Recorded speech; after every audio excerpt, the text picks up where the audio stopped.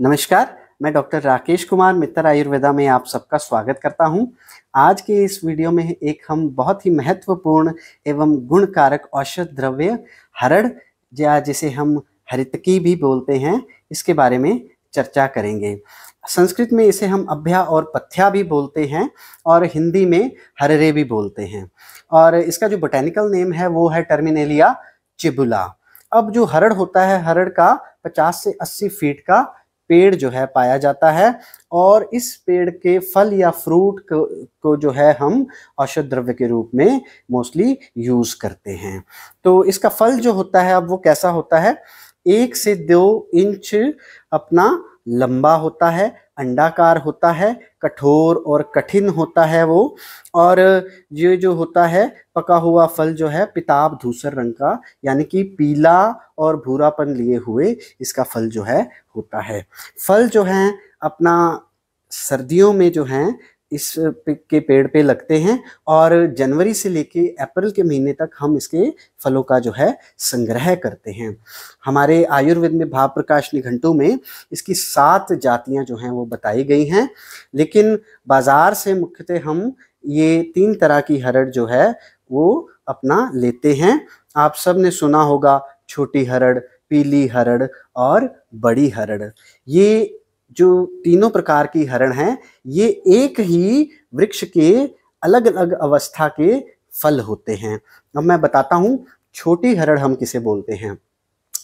जब हरड़ के फल में बीज पैदा अभी नहीं होता है या गुठली नहीं आती है, तो उस कच्ची अवस्था में जब हम इसका संग्रह करते हैं तो उसे हम छोटी हरड़ बोलते हैं। पीली हरड़ हरड़ की प्रौढ़ अवस्था होती है, जब इसमें बीज की उत्पत्ति हो जाती है या बीज पैदा हो जाता है और वो अभी अपना परिपक्व अवस्था में नहीं गया होता, तो इसे हम अपना पीली हरड़ बोलते हैं। अब बड़ी हरड़ जो है वो क्या होती है, जब हरड़ का फल पूर्ण रूप से परिपक्व हो जाता है, पक जाता है, तब उसे हम बड़ी हरड़ जो है वो बोलते हैं। अब जो बाजार से हमें हरड़ मिलती है उसमें श्रेष्ठ हरड़ कौन सी होती है, उसके क्या गुण बताए हैं, ये बताता हूं मैं आपको।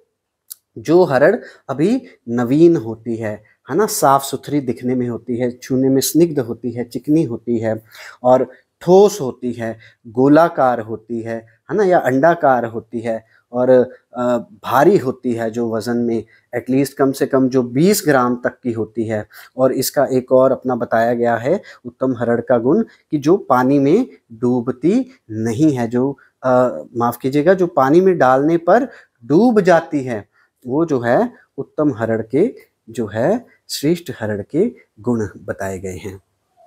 अब हरड़ जो है आयुर्वेद में लघु और रुक्ष गुणों वाली कही गई है। लघु का मतलब हल्की है और रूखापन लिए हुए है। इसका रस की बात करें, जो हरड़ में अपना लवण रस को छोड़कर पांचों के पांचों रस पाए जाते हैं। मधुर, अमल, कटु, तिक्त और कषाय। कषाय रस जो होता है इसमें वो प्रधान होता है, मुख्य रूप से पाया जाता है। अब इसके अगर हम विपाक की बात करें, विपाक का मतलब होता है कि जो मेटाबॉलिक प्रॉपर्टीज इसकी होती हैं आफ्टर डाइजेशन, हम जब इसका सेवन करते हैं, हजम होने के बाद इसकी मेटाबॉलिक प्रॉपर्टीज कैसी होती हैं, आयुर्वेद में इसे मधुर विपाक वाला कहा गया है। और इसके अगर हम वीर्य की बात करें तो यह अपना उष्ण वीर्य का होता है, या इसकी जो तासीर होती है वो गर्म होती है। यह त्रिदोष हर कहा गया है और विशेषतः वात शामक कहा गया है, वात का शमन करने वाला जो है कहा गया है। अब हरड़ का हम उपयोग कहाँ पे करते हैं, इसके क्या यूजेस हैं, इसके बारे में हम बताएंगे। तो हरड़ को त्रिदोष हर कहा गया है, तो जितने भी त्रिदोषज रोग हैं या त्रिदोषज बीमारियां हैं वहां पे इसका उपयोग किया जाता है। मुख्य रूप से जो वात रोग हैं वहां पे इसका जो है उपयोग जो है हम करते हैं। और अलग अलग रोगों में अलग अलग अनुपान के साथ इसका उपयोग करते हैं। जैसे कि अगर कोई वातज रोग है तो वहाँ हरड़ को जो है घी के साथ उपयोग में लाया जाता है। पित्तज रोगों में जो है हरड़ को जो है शर्करा के साथ हम देते हैं, और कफज रोगों में हरड़ को जो है हम सैंधव के साथ जो है या लवण के साथ हम जो है इसका उपयोग करवाते हैं। त्रिदोषज जो रोग होते हैं वहाँ पे इसको गुड़ के साथ हम सेवन कराते हैं। अब हरड़ का जो लेप होता है, हरड़ में जो है बड़े अच्छे एंटी इन्फ्लामेटरी जो है प्रॉपर्टीज पाई जाती हैं। ये दर्द को और सूजन को कम करने वाला जो है द्रव्य है। तो इसका लेप जो है दर्द और सूजन के स्थानों पर लगाया जाता है। जैसे आपको जोड़ों में दर्द है, आपके जोड़ों में सूजन पैदा होगी, या किसी कारण से आपको चोट लग गई, मान लीजिए मांसपेशी में सूजन पैदा हो गई है, तो वहाँ पे अगर आप इसका उपयोग करेंगे तो आपको बहुत ही लाभ जो है मिलेगा। अब हरड़ के क्वाथ या काढ़े की बात करें, हरड़ का काढ़ा भी जो है बहुत जगह पर उपयोग में लाया जाता है। अब मुख्य रूप से हरड़ का जो काढ़ा है, जो हमारे ऐसे घाव जो बहुत ज़्यादा इन्फेक्टेड हैं या इन्फेक्टेड वाउंड्स हैं और या क्रॉनिक वाउंड्स हो गए हैं, पुराने घाव हो रहे हैं, जो पुरानी चोटें आपकी ठीक नहीं हो रही हैं, अगर हरड़ के क्वाथ से उनका हम प्रक्षालन करते हैं, उसको धोते हैं, तो वो चोटें हमारी बड़ी जल्दी ठीक हो जाती हैं। इसके क्वाथ का उपयोग मुंह की बीमारियों में और गले की बीमारियों में उपयोग करते हैं। जैसे मुंह में छाले हो गए हैं, मसूड़ों का फूल जाना, आपके टॉन्सिलाइटिस से आप सफ़र कर रहे हैं, आपका फेरिंक्स जो है वो इन्फ्लेम्ड हो गया, फेरेंजाइटिस आपको हो गया है, आपके वोकल कॉर्ड्स में सूजन पैदा होकर आपकी आवाज़ बैठ गई है, तो यहाँ पे अगर इसके क्वाथ का या इसके काढ़े से हम कुल्ला करेंगे या गरारा करेंगे तो हमें बहुत ही फ़ायदा होगा। हरड़ जो है दीपन पाचन गुणयुक्त कही गई है, यह मृदु विरेचक है और कृमि घन जो है कही गई है। अब इसकी वजह से हरड़ जो है लॉस ऑफ एपिटाइट में हम देते हैं, जहाँ अग्निमांद की अवस्था होती है, जहाँ किसी को भूख कम लगती है, वहाँ पे इसका उपयोग करवाया जाता है ना। और जो कब्ज़ के रोगी होते हैं, क्योंकि यह मृदु विरेचक है, माइल्ड लैक्सेटिव है, तो कब्ज़ में भी इसका उपयोग किया जाता है। अर्श रोग में, है ना, या जैसे हम बवासीर कहते हैं, या भगंदर जो होता है रोग, उसमें भी इसका उपयोग किया जाता है। इसके बाद इसे हृदय उत्तेजक कहा, माफ़ कीजिएगा, इसे यकृत उत्तेजक कहा गया है। यकृत हम लीवर को कहते हैं। हमारे जो लीवर और स्प्लीन की बहुत सारी बीमारियां होती हैं, वहाँ पे हरड़ का उपयोग किया जाता है। आपके पेट में कीड़े हो गए हैं, क्योंकि यह कृमिघन है, तो कीड़ों में भी हरड़ का उपयोग जो है और जो है द्रव्यों के साथ मिलाकर किया जाता है।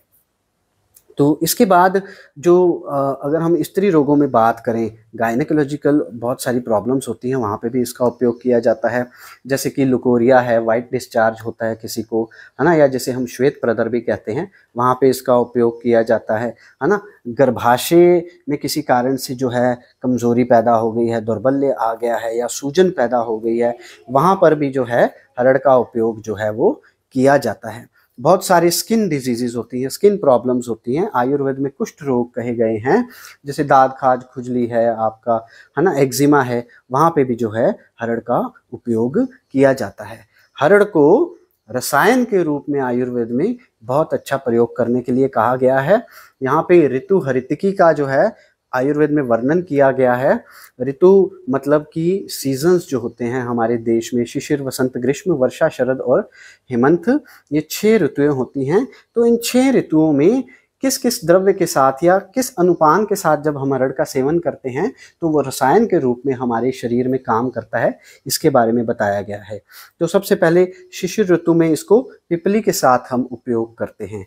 वसंत ऋतु में हम मधु या शहद के साथ उपयोग करते हैं। ग्रीष्म ऋतु में जो है हम इसको गुड़ के साथ उपयोग करते हैं। और वर्षा ऋतु में जो है हम इसको जो है अपना सैंधव लवण के साथ उपयोग करते हैं। शिशिर, वसंत, ग्रीष्म, वर्षा, शरद ऋतु, अब शरद ऋतु में जो है हम इसको शर्करा के साथ उपयोग करते हैं।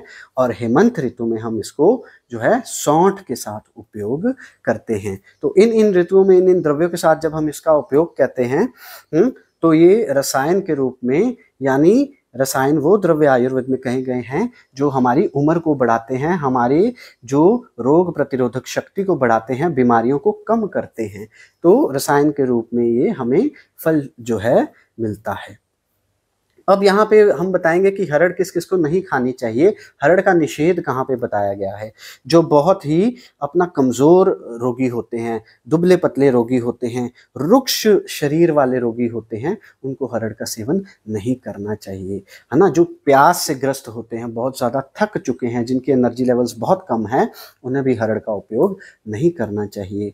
पित्त जो अपना प्रकृति के लोग होते हैं या जिनमें पित्त जो है वो बढ़ रहा है जिनके शरीर में, उन्हें भी हरड़ का उपयोग नहीं करना चाहिए। और गर्भवती जो महिलाएं हैं उन्हें भी हरड़ का उपयोग नहीं करना चाहिए। इसके अलावा आयुर्वेद में कहा गया है कि नव ज्वर होता है या हनुस्तंभ की अवस्था जो होती है, उसमें भी हरड़ का उपयोग नहीं करना चाहिए। हरड़ के बड़े सारे योग जो हैं मार्केट में मिलते हैं मेडिसिन के रूप में, जैसे कि त्रिफला है, आप सब लोग जानते हैं। हरड़, बहेड़ा और आंवला, इन 3 द्रव्यों के बराबर की जो हम समान मात्रा में जब हम इन्हें मिलाते हैं तो इसे त्रिफला कहते हैं।